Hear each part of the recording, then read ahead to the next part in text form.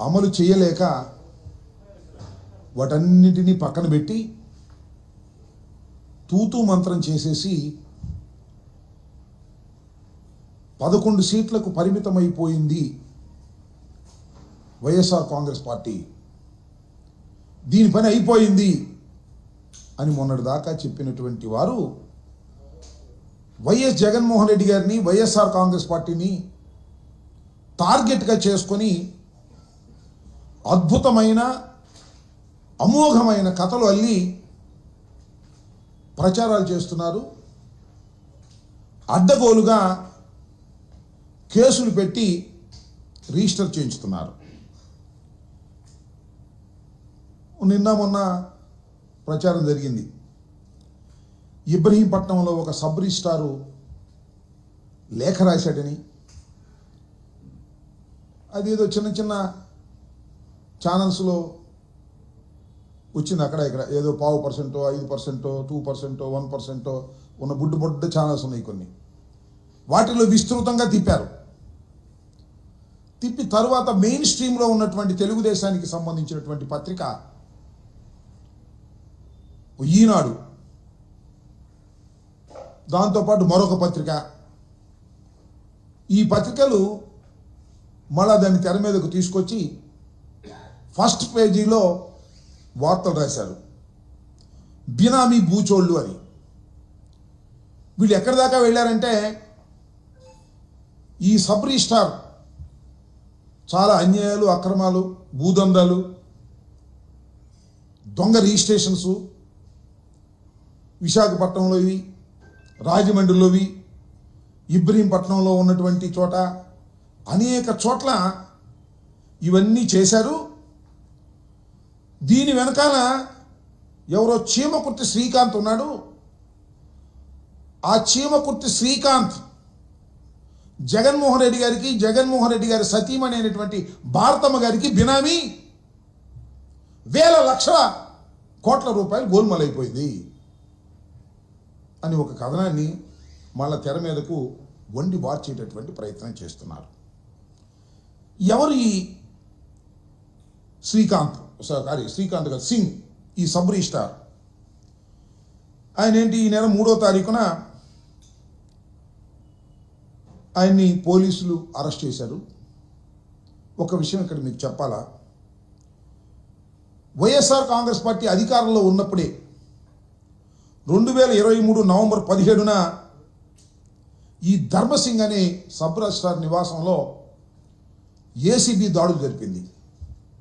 ఇతను ఆదాయానికి మించినటువంటి ఆస్తులు ఉన్నాయని, అవినీతి విచ్చలవిడిగా చేస్తున్నాడనేటువంటి ఆరోపణలు రావడంతో 2023 నవంబర్ 17వ తారీఖున, అంటే వైఎస్ఆర్ కాంగ్రెస్ పార్టీ అధికారంలో ఉన్నప్పుడు ఈయన మీద ఏసీబీ దాడులు చేసింది, ఇంటి మీద సోదాలు చేసింది, ఆయనకున్నటువంటి పలు ప్రాంతంలో ఉన్నటువంటి ఆస్తుల మీద దాడులు చేసింది. ఇంట్లో ఉన్నటువంటి ఈ సింగు గారు గోడ దూకి పారిపోయాడు. ఆ రోజున మొన్న దొరికాడు 3 రోజుల క్రితం. అప్పుడు దాకా దొరకల, పరారీలో ఉన్నాడు.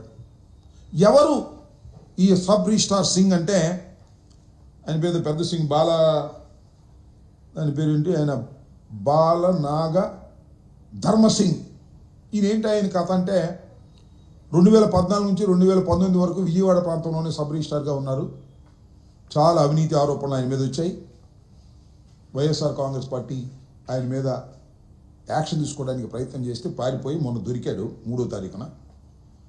దొరికిన తర్వాత ఆయన కోర్టులో ప్రొడ్యూస్ చేశారు. ఆయన కోర్టులో ప్రొడ్యూస్ చేసిన తర్వాత ఆయన రిమాండ్కి పంపారు. రిమాండ్లో నుంచి ఒక అద్భుతమైన లెటర్ రాశాడండి. ఎవరికి? చంద్రబాబు నాయుడు గారికి, వాళ్ళ అబ్బాయి లోకేష్ గారికి ఒక లెటర్ రాశాడు. ఏమని? ఇవన్నీ కూడా శ్రీకాంత్ చెప్తే నేను చేశాను, శ్రీకాంత్ దీనిలో బాధ్యుడు. ఎవరు ఈ శ్రీకాంత్ అంటే, మళ్ళా ఎల్లో మీడియా రాస్తా ఉంది, శ్రీకాంత్ అనే వ్యక్తి జగన్మోహన్ రెడ్డి గారి సతీమణికి సన్నిహితుడు.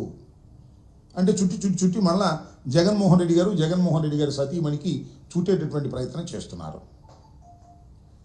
ముందేమన్నారంటే, ఈ శ్రీకాంత్ అనే వ్యక్తి సజ్జల రామకృష్ణారెడ్డి గారి బినామీ అని ముందు ప్రచారం చేశారు. అరే చాలదులే, ఇంకొద్ది పెంచుదామని చెప్పేసి జగన్మోహన్ రెడ్డి గారి మీద, ఆయన సతీమణి మీద రాయటం కోసం మళ్ళా వండారు. నేనంట, అయ్యా వండేవాళ్ళు కాస్త జాగ్రత్తగా ఉండండి అయ్యా, కాస్త ఎడిటింగు స్క్రిప్టు కరెక్ట్గా రాసుకోండి.